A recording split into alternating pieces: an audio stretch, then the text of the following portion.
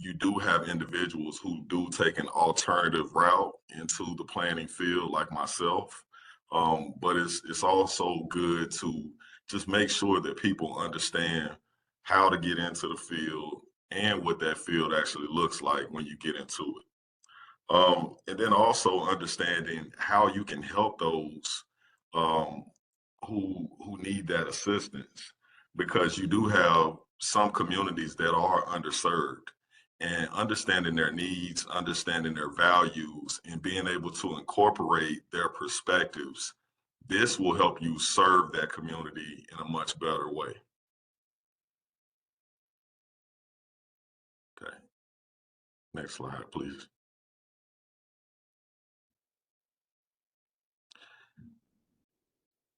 And here we're going to discuss equity. Um, I do have a long definition here, which I'm not going to read all of that, but I will say that equity, I like to use this example.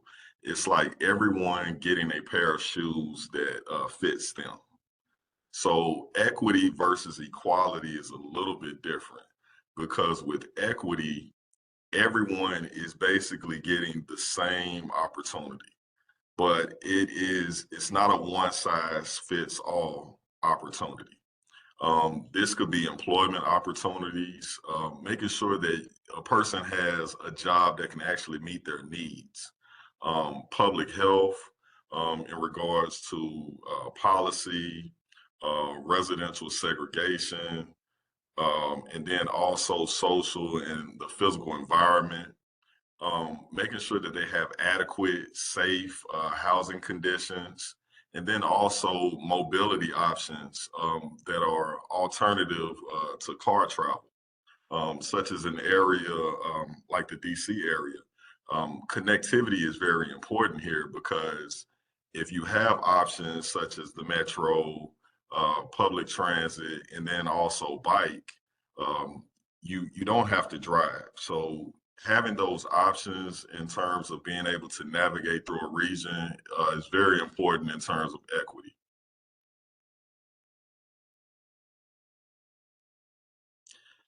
And here, access. Here I state the definition of what access is, and basically is to gain, acquire, or obtain. But I would say that access is also where opportunity and knowledge intersect. And what I mean by this is it's actually making sure that information is tangible, making it real to people, making it something that they can actually apply to their life. For example, is the information hard to find? If you are a planner who has worked in development review, for example, on your municipality website, that information should be present for the public to access. So that way they know how the process works in terms of having their application being reviewed for development. And then also mentorship and networking opportunities. Do I know any planners? If I'm a person seeking to get into the planning field, do I have access to planners? Do I know any planners personally? Do I know where to seek those internship opportunities? And what are my options? So these are some things to consider. And then also in terms of economic development of cities and regions, access is very important in terms of affordable housing, population growth, jobs being created, and then also a better quality of life.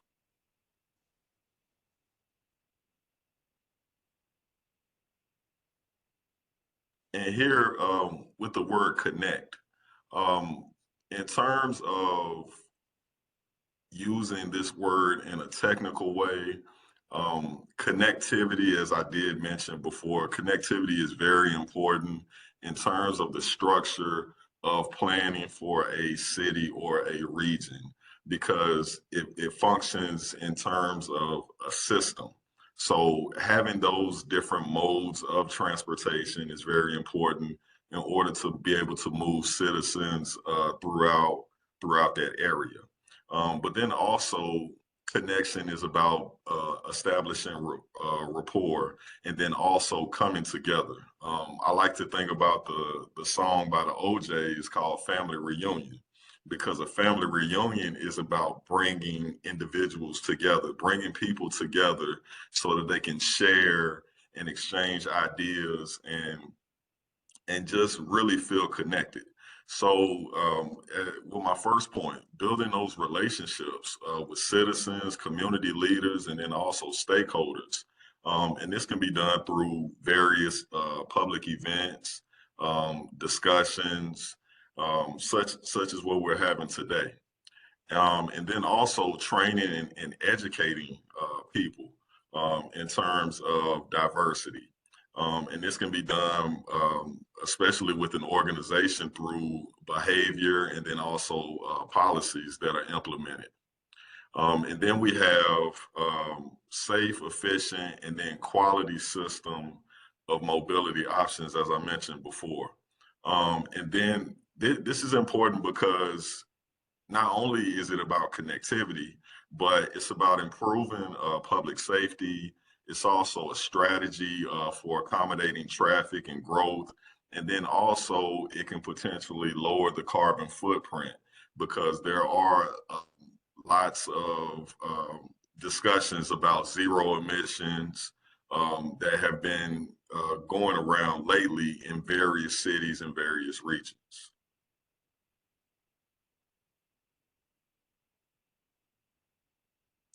And the last point is to engage. And this basically involves citizens, community, and then also stakeholders in the design and development process. I like to look at this word in terms of three C's. The first one would be communication. The second one would be collaboration, and then also communion. And by these three C's that I mentioned, is really just about making sure that these various groups are engaging with one another. And that means enhancing creativity and innovation um, by celebrating and recognizing the contributions of diverse planners. For example, there are Black urbanists such as Gordon Parks and also John Hope Franklin.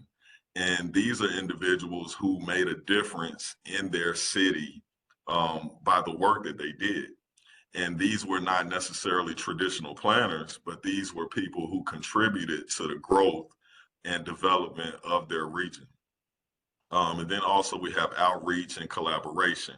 And this can be with non-English speaking and multicultural groups, just groups of people who have different backgrounds coming together. And then also we have higher education institutions and community organizations. This can be nonprofits and colleges and universities. And this is something that's very important and something that I have specifically made a point to make sure that I'm doing with the APA is connecting with colleges and universities. And the reason for this is because in oftentimes in planning, especially long range planning, we're planning for the future. So if we're planning for the future is going to directly impact those who are currently students. So in order to make sure that they are engaged in planning in terms of considering it as a field that they would like to start their career, but also how it will impact their everyday lives.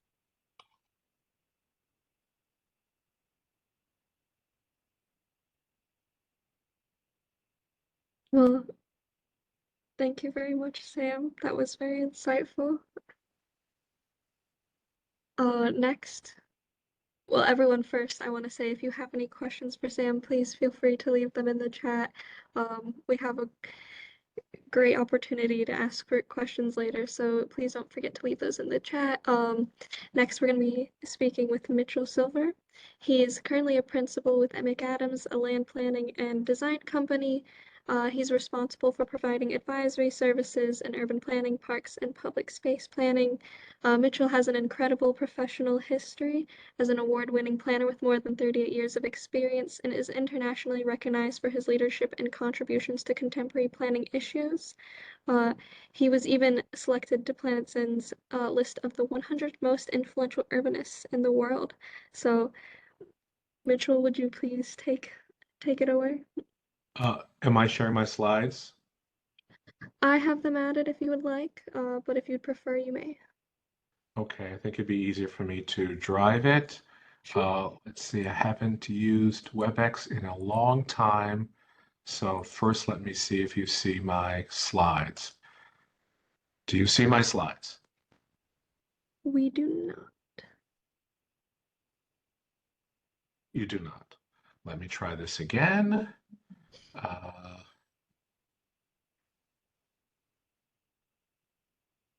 okay, there's the share.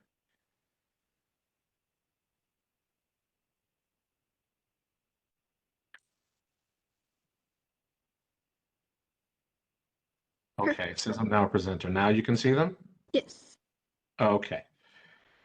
Well, thank you for the invitation, and thank you, Sam. The students will know that you'll hear a different perspective on diversity, equity, inclusion. There's no right answer. I think it's beneficial to hear different perspectives. I've been working in this space for over 30 years and helped APA actually launch diversity, equity, inclusion back in the 1990s. So the word's been around for a while. It's just got politicized, I think, the last 5 years or so. So I'm going to talk about how this all applies to parks and public space.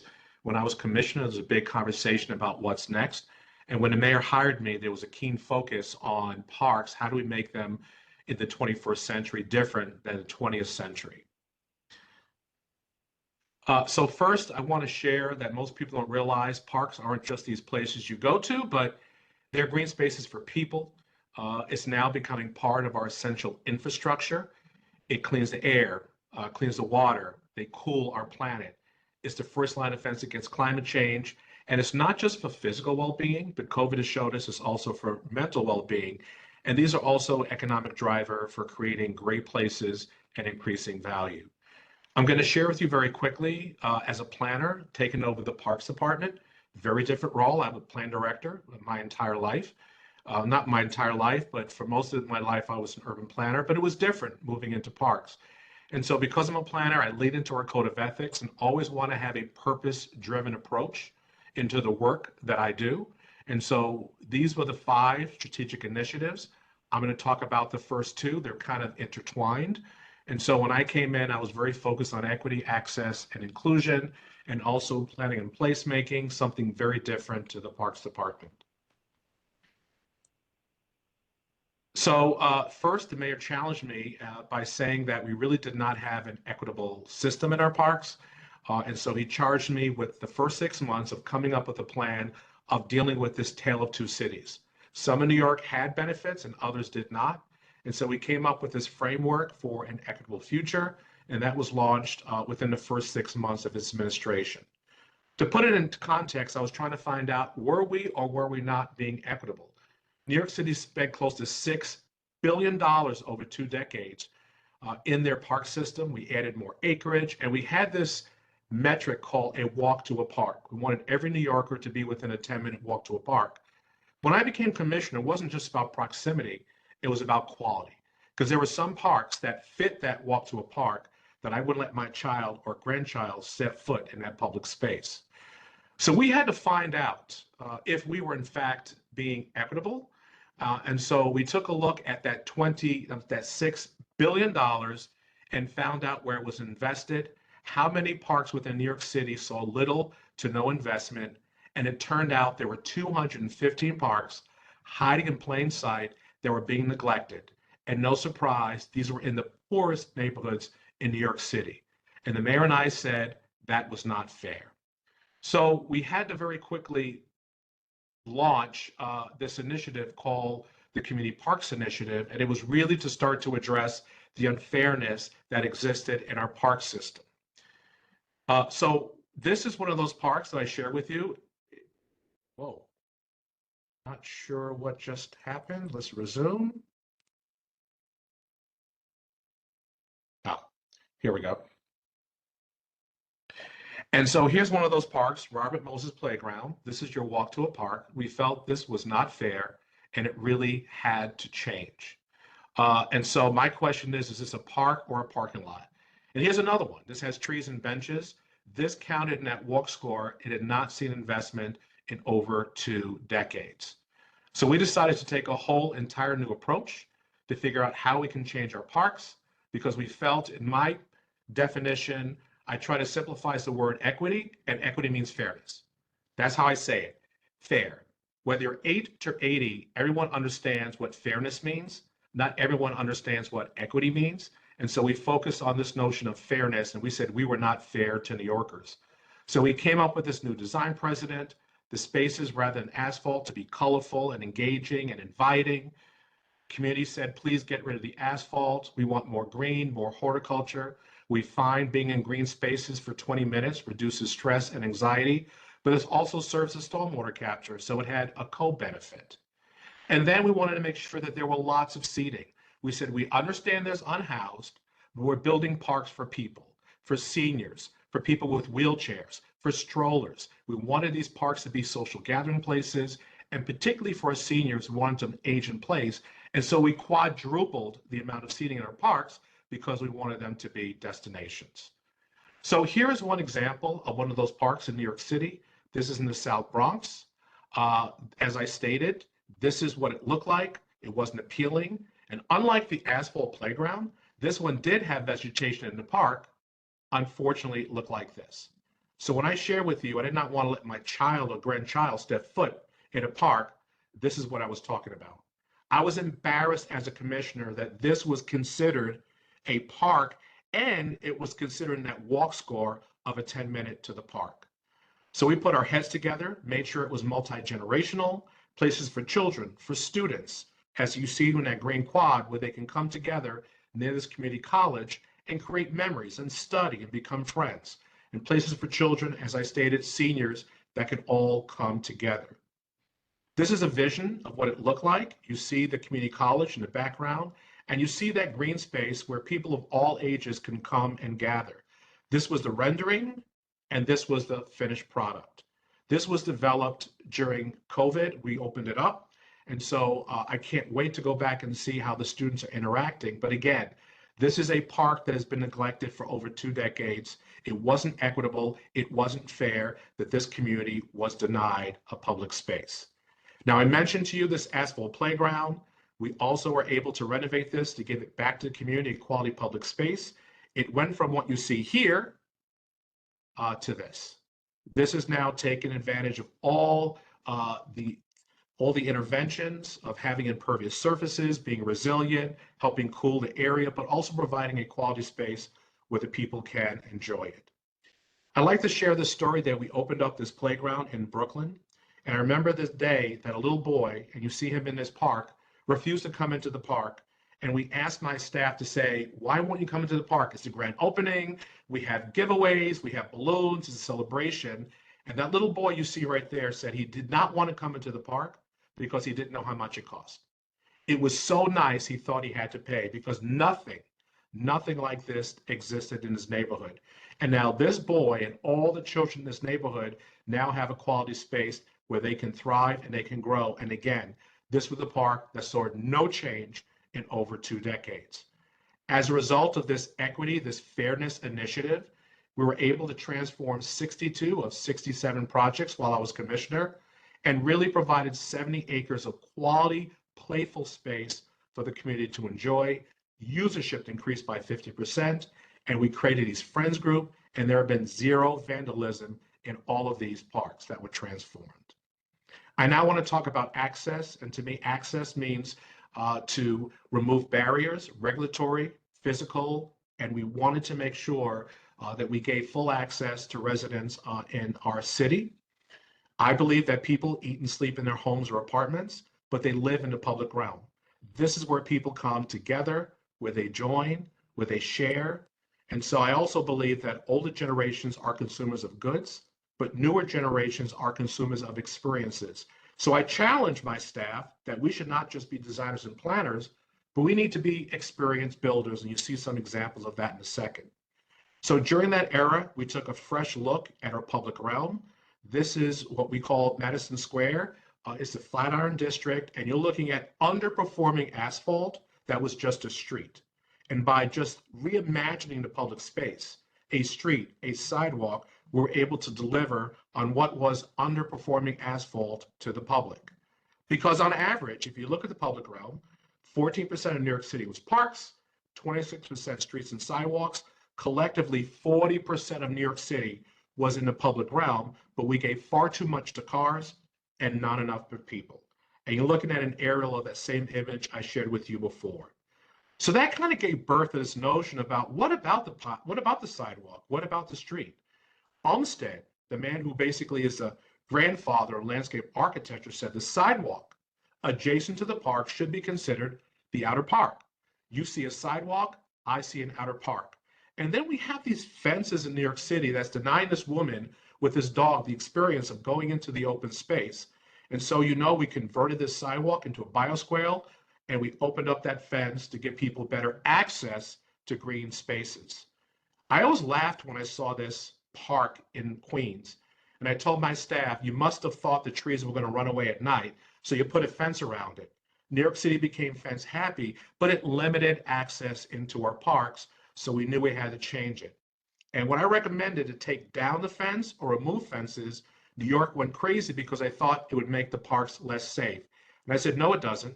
If you look down the block with this fence, can you tell me that what's happening inside that park? You can't. So fences made it less safe. You did not have a visual connection into the space, and that gave birth to a program called Parks Without Borders to improve access into our public spaces. And so what is it? Basically, it's a design approach that looks at the entrances, the edges, and the adjacent park spaces to make it more seamless. Sidewalks, streets, parks, make them better connected. We want to look at removing fences. So now you have this natural access, visual and emotional, into some of the green spaces. We want to lower the fences and put more furniture on the sidewalks. Parks close, but sidewalks never close. Plus, the police loved it because now they have a visual into the park, and seniors and women in particular feel a lot safer because now their sight lines are improved and it gives them a sense of safety. So one of the examples in Queens that I'm going to provide to you of this program has been very, very successful. It's called Travers Park. We took a park, a street, and a schoolyard and merged them together to create one seamless, unified public space. Once again, here's this Robert Moses hard surface playground, 15-foot fence, granite block, a dog that couldn't care less what's happening around them. And we decided to transform this space using this new Parks Without Borders approach. Take note of where those trees are located. We brought the entire park experience out into the street. And where those trees were in isolation, now they're in a tree well. You can see that we believe that parks are outdoor living rooms, how we situated the arrangement. The fences are gone, more green. And as I said, since it's an outdoor living room, it encouraged this interaction of people. It now made this an asset by rethinking and reimagining the sidewalk to provide better access for the community. And here's the built example. This was right before COVID. The park's closed, but the sidewalk remains open. And now people of all ages, just as we intended, are communicating, they're enjoying themselves under the beautiful canopy of a tree. This is what you do when you reimagine the public realm and focus on access to make sure more people have access to it. Then there's inclusion, which I believe is very critical. Inclusion means to be included and not excluded. It's for all people. Avoid designing exclusive parks and public spaces. But the telltale sign, as Sam was mentioning, that you can say, I feel welcome here, I belong here. So one of the things that I noticed as commissioner is that we literally had a sign in our public parks that said you could not stand or wait around idly without an apparent purpose. Newsflash, loitering is what you do in the park. That's what you do. You stand or wait around idly. But if you're a nice white couple, you can sit there and enjoy themselves and not worry about any interference from the police. But if you're 5 black and brown teenagers, you're perceived to be loitering as if the park is not for you.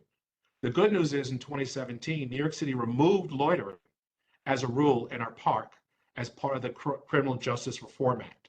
That's having this eye on inclusion to make sure everyone belongs here. But wait, we went a step further. The Parks Department during COVID launched the Yes Loitering Project because we wanted to tell teens, you're welcome in our public spaces. If parks are for all, teens are part of all. So we looked very carefully how to investigate how teens might be excluded from or targeted in public spaces to make sure our spaces were more welcoming for them.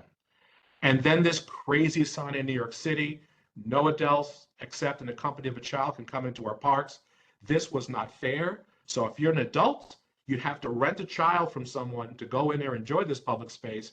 We changed these signs because we wanted everyone to feel as if they belonged in our public space.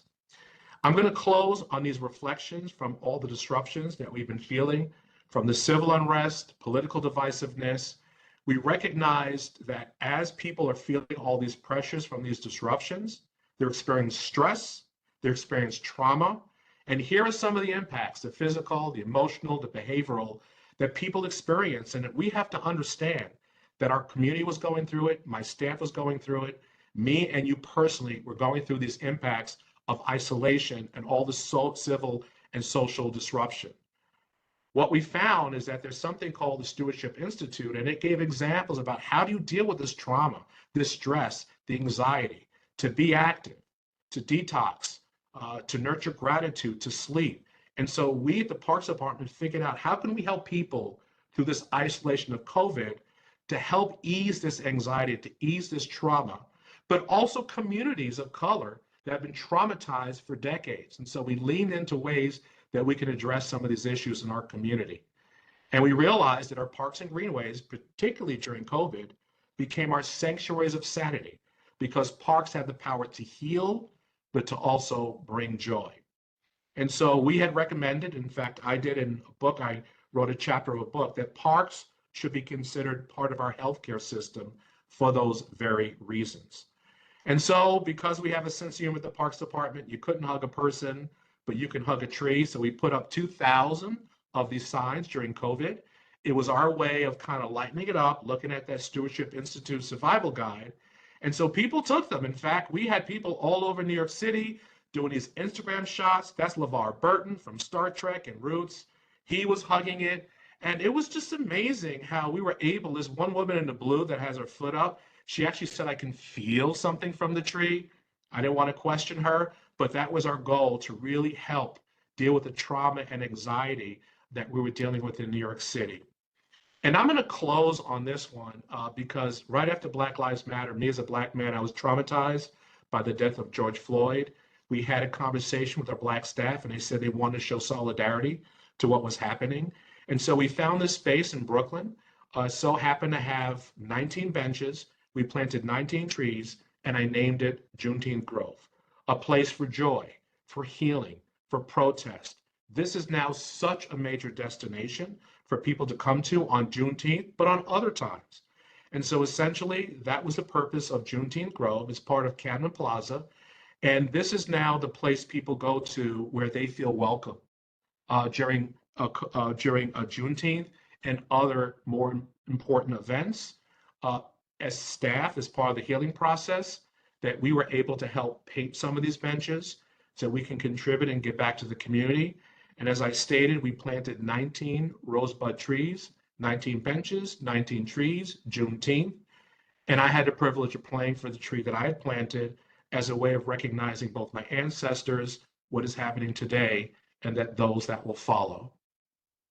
So my goal as I close is that we want to be very focused that we're experiencing significant disruptions and emerging challenges, that we as planners have a professional obligation to serve the public interest and protect the public health, safety, and welfare. I want you, as well as I did, to embrace our sense of purpose, that we have to plan for the present, but also the future. But we also have to address some past harms. And I want us to commit, all of us, to our purpose and pledge to be guardians, to be healers, to be protectors, and to make sure that we're fair about how we do our work, to be equitable in how we do our work.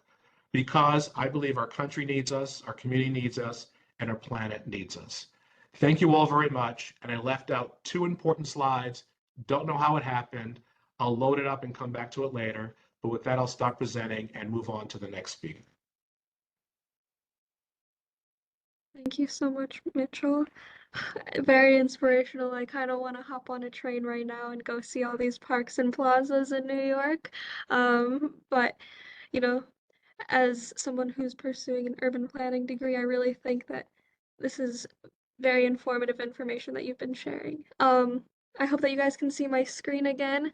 Next up, we have Dennis Smith, who is planner in residence at Florida State University's Department of Urban and Regional Planning. He's also the director of the Mark and Marianne Barnaby Planning and Development Lab, a graduate in 1994. He has over 30 years of public and private sector experience in community development, risk mitigation, and transportation planning. His research focuses on understanding and improving planning processes related to infrastructure system risks, community resilience, and the needs of socially vulnerable populations, especially with respect to natural hazards. So please, Mr. Dennis Smith, please take it away.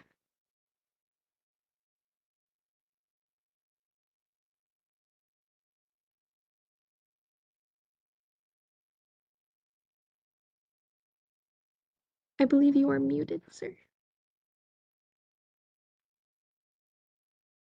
Will you be able to move my slides forward for me?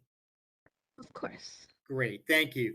And I just wanted to let the students and participants know what a joy it was to listen to Sam and really be motivated by this concept of peace and how peace really underscores what we do as urban planners. My first step into the world of planning happened before I was in the planning profession. I was a Peace Corps volunteer in West Africa and Liberia, and it was a fantastic experience for me. It really shaped my career and my perceptions of the world. And I would really encourage each and every one of you to consider something like the Peace Corps, AmeriCorps, or some way in which you can serve and be part of this great country that we are really have been gifted. And then also to hear from Commissioner Silver. I've had the great fortune of listening to his remarks at conferences and just fantastic, so motivating. The idea of being guardians and healers and protectors, and hopefully I can talk a little bit about that. My talk's very different. When I was invited to talk really about climate equity and planning for the future, I thought about talking about a specific project that I'm working on and some research that we're doing here in Florida. As you can imagine, Florida is and has been at the epicenter of so many natural disasters over the years. We're at the front line of climate change impacts, but we also have a state that is incredibly diverse, and it's incredibly diverse in terms of income, social and economic background, and actually opportunity, which makes it a big challenge for the folks in Florida to really plan for the safety of folks and plan for the sustainability of our community. So I'm going to talk a little bit about methods for approaching that in a project. So let's jump on to my next slide here. You can move me forward. So I'm going to talk about the idea of social vulnerability and then talk about a project. So I don't need to belabor us on this, but if you're not familiar with the concept of social vulnerability, I know we've talked a lot about diversity of our populations, and you know that different populations may have different levels of vulnerability, different levels of wherewithal, just to have access to resources. But the idea of social vulnerability is really critical when you think about climate change and how we plan for climate change, because social vulnerability amplifies the consequences of risk. And I'll talk a little bit about that. And then finally, I want to talk about, secondly, the project that we've been working on. But with that, you can move me to the first content slide. Maddie, you can move me ahead here.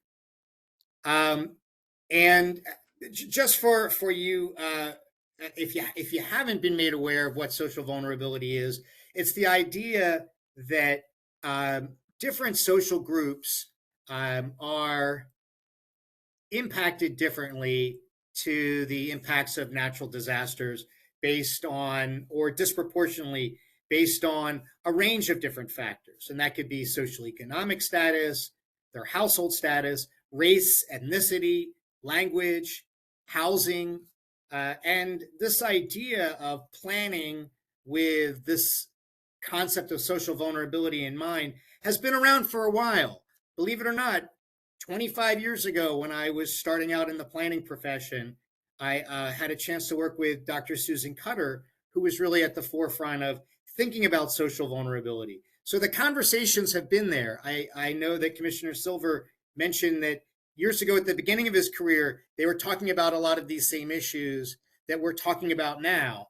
And I think it's really important to understand as students or as young planners that we're going to be passing this torch on to you, whether it's the diversity, equity, and inclusion torch, or whether it's this idea of planning for vulnerable populations. And you're going to need to carry it forward because, you know, the fight is going to continue to be with us. What this map shows is a national map, and it's taken from the Center for Disease Control's Social Vulnerability Index portal. And I really invite you to visit this website to take a look at that. And it allows us to look at the census block group level at this index, which is comprised of 15 different factors, including some of the ones listed on this slide, that provides us a kind of a relative comparison of how socially vulnerable certain geographies are. Why is this important? Well, as I mentioned, having been in this profession for 30 some years and been very involved in emergency management, disaster recovery, long-term recovery planning, most of the thinking about vulnerability centered on what's the value of the buildings? How much money is there in that piece of land? And how much is it going to cost us to bring that land back to some state where it's generating more revenue for us as an economy, right? What was not considered was who are the people living there? And, you know, if you're in a suburban area and that area is impacted by a natural disaster, those folks might have resources, jobs, access to capital, social networks that enable them to recover quicker. If you go to an area where you have people from other national origins, where they speak a different language, where you have poverty, it's going to be much harder for those communities to be able to sustain the impacts of the natural disaster, first off, but then also to recover and to thrive afterwards. And so this is really the concept of how do we build this into our planning processes? So you can move me ahead to a slide. The next slide. Yeah, so there's a lot of models out there. I want you to look at that CDC model and use it. I mean, it doesn't have to be just for a natural hazards project. I've used these in public transportation projects. I saw Commissioner Silver's map of New York where he tracked poverty versus the location of parks and park investments. Same concept, right? What we're trying to do is understand where we have vulnerabilities based on certain key indicators of social vulnerability rather than physical vulnerability. Vermont does a pretty neat job here in their approach. They look at 3 different categories or groupings of measures. They look at socioeconomic measures, population variability, and then housing. And I'll talk a little more about that when I talk about the project that I'm working on. Why is this important? Indices can be built using any number of factors. And I think that when you start to learn about this, you'll see how important it is for us planners to work with communities to understand really what makes the community vulnerable. Because what makes Philadelphia, where I grew up, vulnerable is different than what maybe makes Fort Lauderdale vulnerable, right?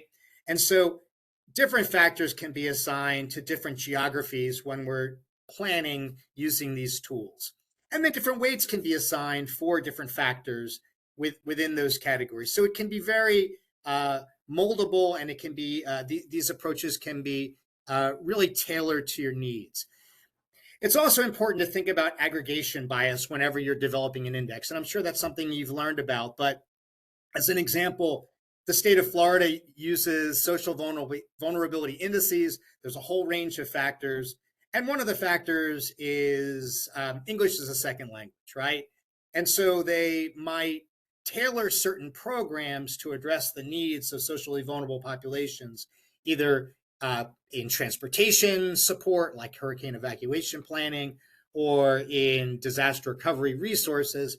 But some of the unique natures of these specific groups might be lost in aggregation. So it's important to be able to ferret that out and understand how group-specific needs are also geographically distributed, as well as how kind of that overall index plays out on a geography.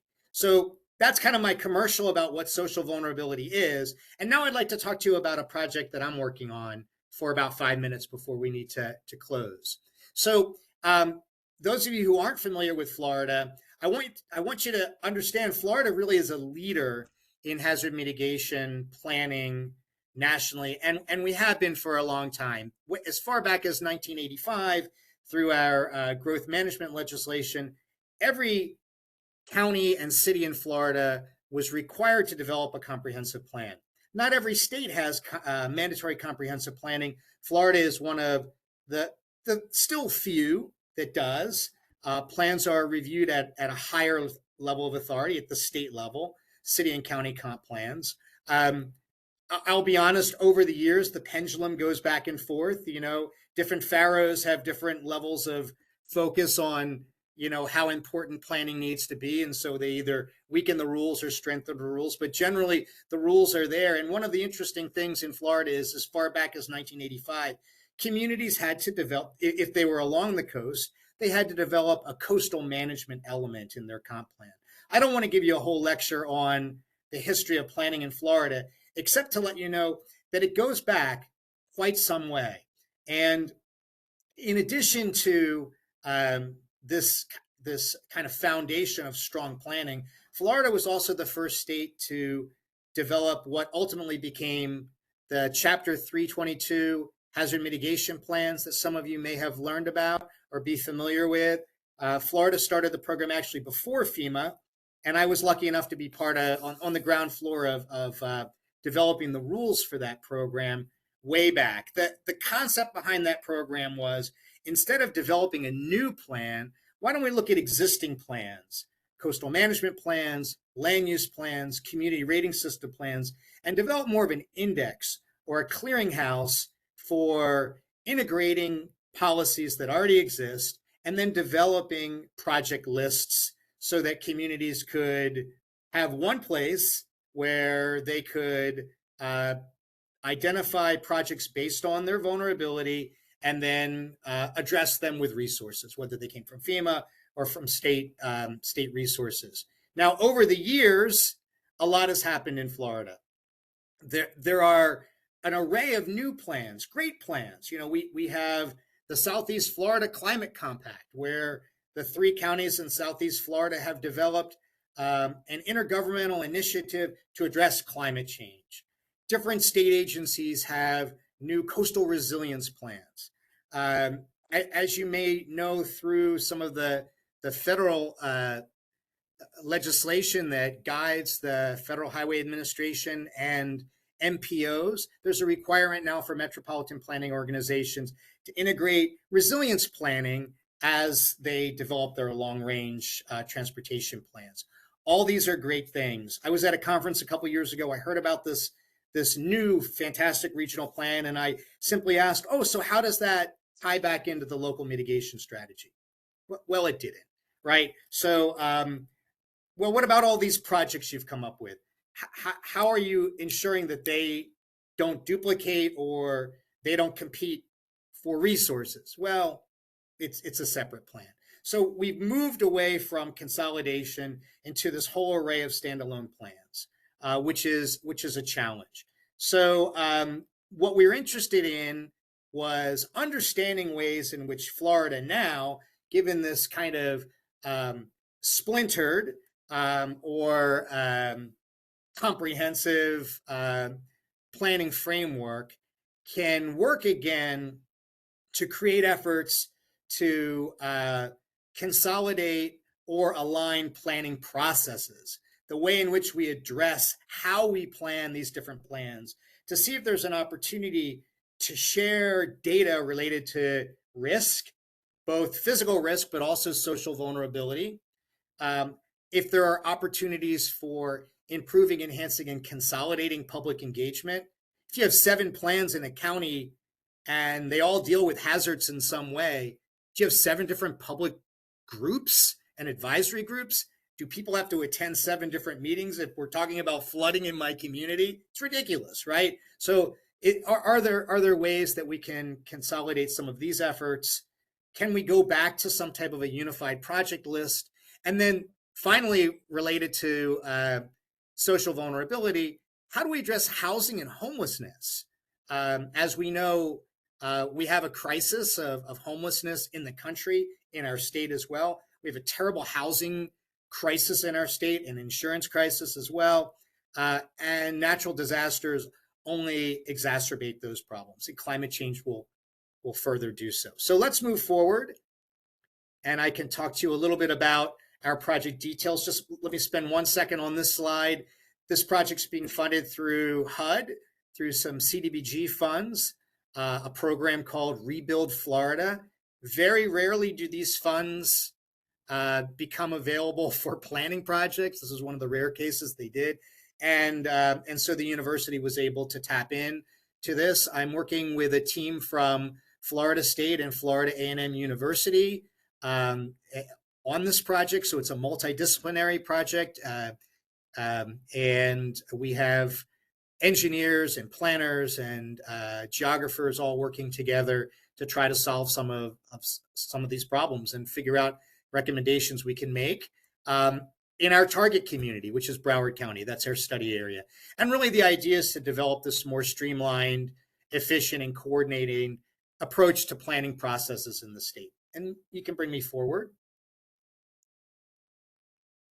I'll talk a little bit about our project approach. We had a pretty unique project approach in that we cast a wide net. We looked at all of the plans we could get our hands on. I'll show you them in another slide. We developed a comprehensive review matrix so that we could look at any mention of physical risk assessment, social vulnerability, public engagement and processes guiding public engagement, the development of projects, the elaboration of projects like this project list, and then housing and homelessness. We administered a survey throughout Broward County. We convened an expert panel to provide us insights on their views about some of these issues and problems and challenges and solutions. And then we ultimately produced a couple of memoranda that summarize some of our initial findings, which are available to you, and you can contact me and I can send them to you. We're still in the middle of the project. We have a lot of technical papers to write, and then ultimately we'll do some training, develop some training materials for local government. So how about we go ahead, another slide. Just a quick look at some of the plans that we looked at. As I mentioned, we looked at regional plans that Broward was a part of. We looked at county plans that belong to the county, the jurisdiction of the county, but also plans that were intergovernmental. And then we also looked at a whole array of municipal plans to see where we had these overlaps and where there were opportunities for plan alignment. And you can bring me ahead. Again, the categories that interested us. And one of the things that was really kind of interesting about this process is I said we built a database, which was just Excel based, but our plan reviewers had the opportunity to write notes. And so we ended up with pages and pages of notes related to all of these subjects so that we could see where there was overlap. for those of you who are starting to think about using ChatGPT and some of the AI tools, this is a great application for that. We didn't use it on this project, but we were considering going back and entering some of this information to see if the tool could pick up some things we might have missed. So just a plug out there to use all the tools that are available to you. And let me have the next slide. Great. So I'm going to go through a couple of slides pretty quickly. There's only 3 slides left. I know we are getting close to the end of time here. If you want to go back 1 slide for me, I think we had some findings and then the recommendations. So what we found out, we started out with this idea of social vulnerability. And we found out that there are a lot of tools available, that when we interviewed people in planning departments, both at the local government level and the county level and regionally, people are using a whole array of different tools, both for physical risk assessment and for getting at this issue of how do we deal with vulnerable populations and understand where vulnerable populations live and what their vulnerabilities are. The problem is there's not a lot of technical assistance. You're going to go on that CDC site if you haven't been there already. You're going to play around with it and you're going to say, well, this is kind of easy, but not necessarily. And then how do we apply that and how do we make policy based on that? There is a need for technical assistance, and that's something that we found out. Tools are only as good as the data that goes into them. If you have a social vulnerability index that has 100 factors, you may not have variation in social vulnerability. We have to think about what we're looking at and the groups we're trying to help. So there's a lot of research now on validating the models after a disaster, as an example, and really doing a deeper dive into the factors that are used and the weights that can be assigned to some factors. Different project, but that work's going on. And then there's also just kind of a general awareness gap about what data and tools are out there. This is within the actual profession of emergency management planners and resilience planners. There's still a resource and understanding or knowledge gap.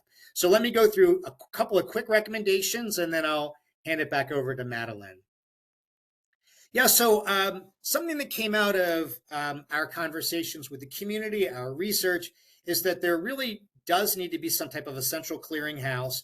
We feel that it's probably best suited at a county level rather than at a state level because of the variation in local conditions. Kind of like I said, what was vulnerable where I grew up in Philly is not the same thing as what vulnerability means in Fort Lauderdale, right? So, but that clearinghouse would also identify the kinds of tools that are available and where they might be best used. We also heard a lot that someone needs to evaluate these tools. As you can imagine, we saw some fantastic images on the commissioner's slide. Every company sells a product to make you pretty maps, right? And help you build plans. But some maybe are more useful than others. And I'm a big advocate of what's publicly available because I think planning really kind of needs to come from the grassroots up. And so if your community members can access something online or at a workshop with you with some tablets to show them how to use these tools, all the better. Sometimes the more technical they get, the kind of the less effective they might be at telling the story of what we're trying to do, which is ensure that everybody is protected equally and has the same rights to safety and security and prosperity as everyone else. There needs to be some more guidance material and then technical assistance and training at the county level. One last slide on recommendations, if you don't mind bringing me ahead. Housing and homelessness. This is a real big missing link. As you can imagine, if homelessness is such a big issue and housing is a big problem, the impacts of climate change are only going to exacerbate that, make it worse for everyone. And what we found is that many local governments, and Broward is very progressive, Broward County and the communities in Broward, there are a lot of policies to support homeless populations. There are a lot of policies to promote affordable housing, but there's not a lot said about how we can do things now in a pre-disaster setting to ensure that we have a strong housing market that addresses the needs of LMI individuals after a storm, or that protect renters, or that even deal with the issue of homelessness.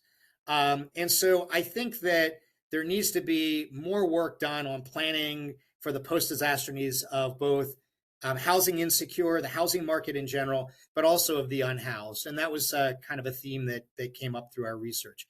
This, again, is just a commercial on the first piece of our research. I think it does tie back into a lot of the better presentations you heard earlier, the bigger picture stuff. But this is a real practical application of how we all, as planners, need to think about the whole community, right? And to ensure what we're doing is promoting peace and prosperity and fairness and equity, and that, as Commissioner Silver said, that we can be the guardians, right? We can be the protectors and the sustainers of our community. And that's it for me. But thanks for having me.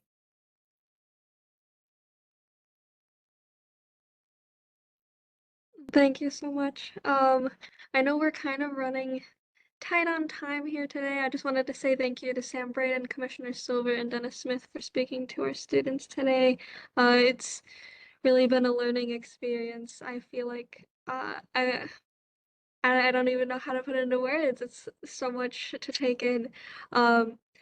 I know that we are past time, so I think it's up to you guests if you want to answer one or two questions. Otherwise, I could always send those later, and we can, if you are willing, share responses at a future date. I have 15 minutes if there are some questions. Well, then I will open the chat. So we have one from a professor. Do you have, for all of our speakers, do you have any recommendations on training or resources on community engagement you think will be helpful to students advancing their climate and equity planning work? I know Sam already added a link there.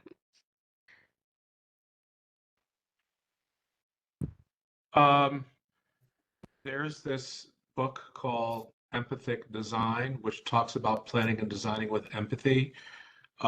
I can't say it's public engagement per se, but it really talks about the importance of listening from the public's point of view and not your own. And there is a point, and I'm not going to share the slide, but I want to read to you my definition, which really supports diversity, equity, inclusion, and access, my definition. And I'll share it, and then I'll tell you why it's important. My definition of diversity is the value of different perspectives. Not black, white, the value of different perspectives. Equity is fairness. Inclusion must be welcoming to all and communicate a sense of belonging. And then access is removing barriers, physical, social, and regulatory. Diversity, equity, and inclusion are important. It's not something you do, it's who you are. And if you cannot practice this as you do public engagement, I prefer you stay in the office and use GIS and make maps. Communicating with the public is real. You're engaging the public. Listening must be authentic and real. And so to me, the book does cover some of those points. That's the one that's top of mind. But I just use it as a takeaway that is a very serious business to engage the public, to hear what they have to say in order to figure out what you need to do going forward.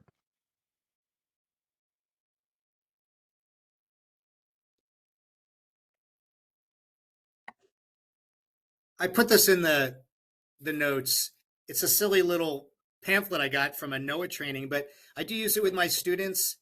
It provides some great examples on how to have some interesting exercises when engaging the public. I really appreciate what the commissioner said about, if you can't talk to people, you shouldn't be out trying to talk to people. But I also think we have to not be boring.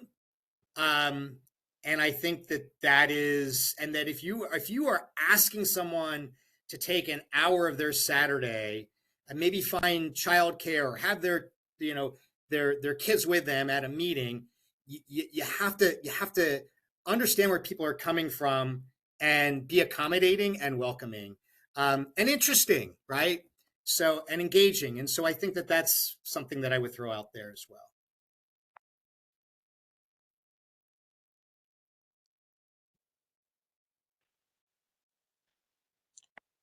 Sam, did you have anything else to add to that? Well, Sure. I was just going to say that I did put a link in the chat, but I would agree with those points, both that Mitchell and also Dennis made. You do have to make sure that you are listening and make sure that you are actively involved. You want to be excited about community engagement.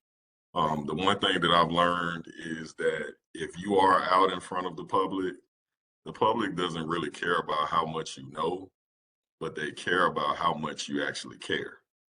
And they can really pretty much gauge, from talking to a planner, how much does that person actually care about my community? Are they there just to implement what they want, or do they actually want to make a difference in what's going on in my community? So I would just add that, just make sure that you are passionate about what you're doing. Passion is very important.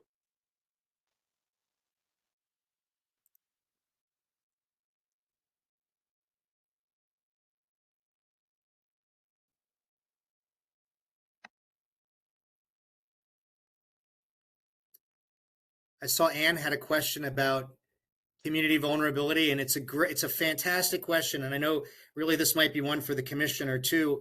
And it kind of gets at the idea of participatory planning and having community-based design, and where possible, if not just community input.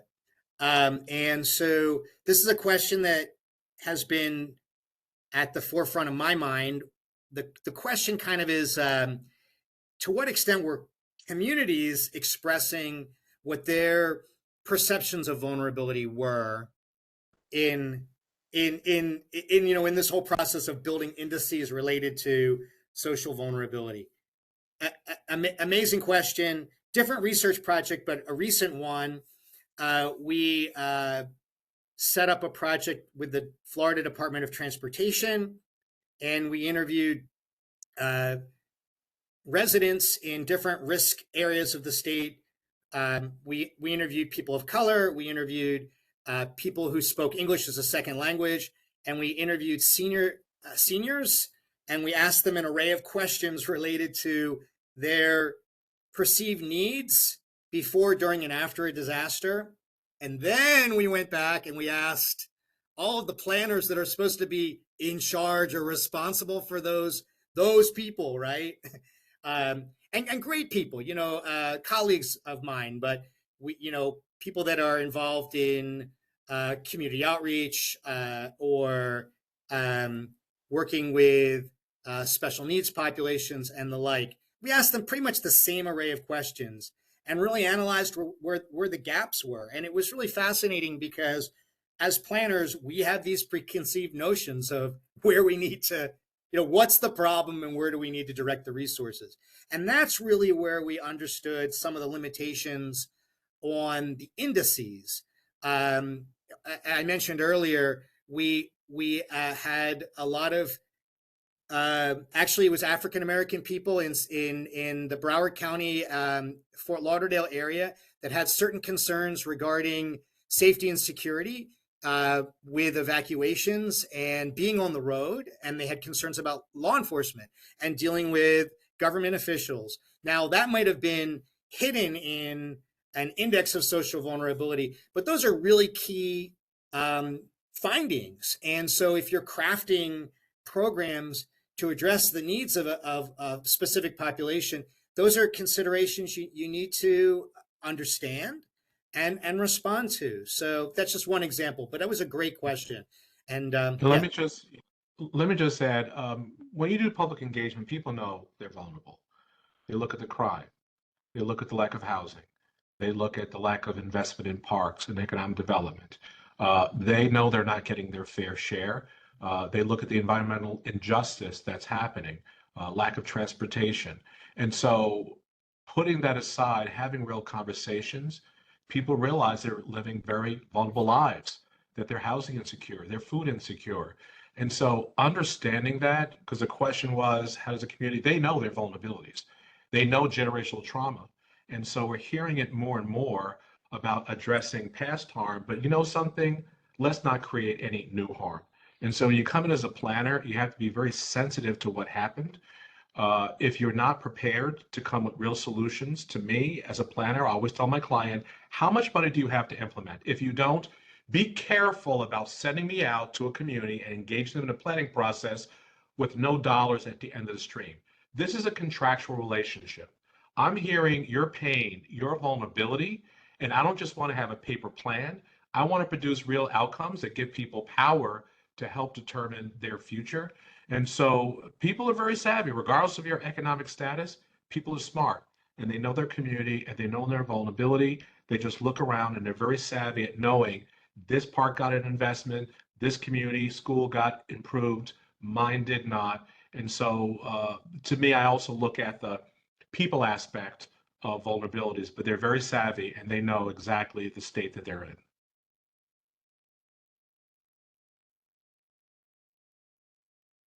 I would just like to add that one of the reasons why I became a planner is because of having experiences being part of a vulnerable population.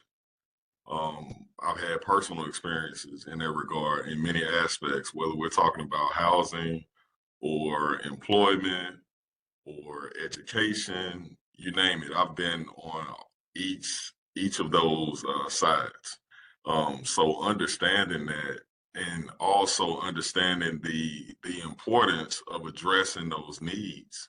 And just as Mitchell mentioned, you know, we have to provide real solutions. We can't just come out and present ideas because ideas are not going to solve the problems that we have.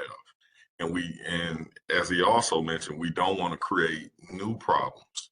So we want to provide real life tangible solutions and we want to meet people where they are because oftentimes information is hidden in plain sight.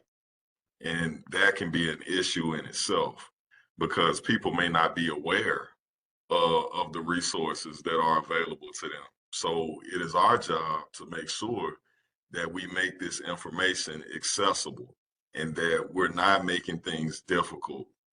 Especially, I used to work for Prince George's County and I would review zoning applications. And one thing that I learned about that process is that a lot of people don't understand how the process works. And they come in with their applications and they get upset when they have to start the process all over again because they haven't been educated on how it works. So oftentimes we do have to educate, we do have to inform, but we also have to be prepared as well.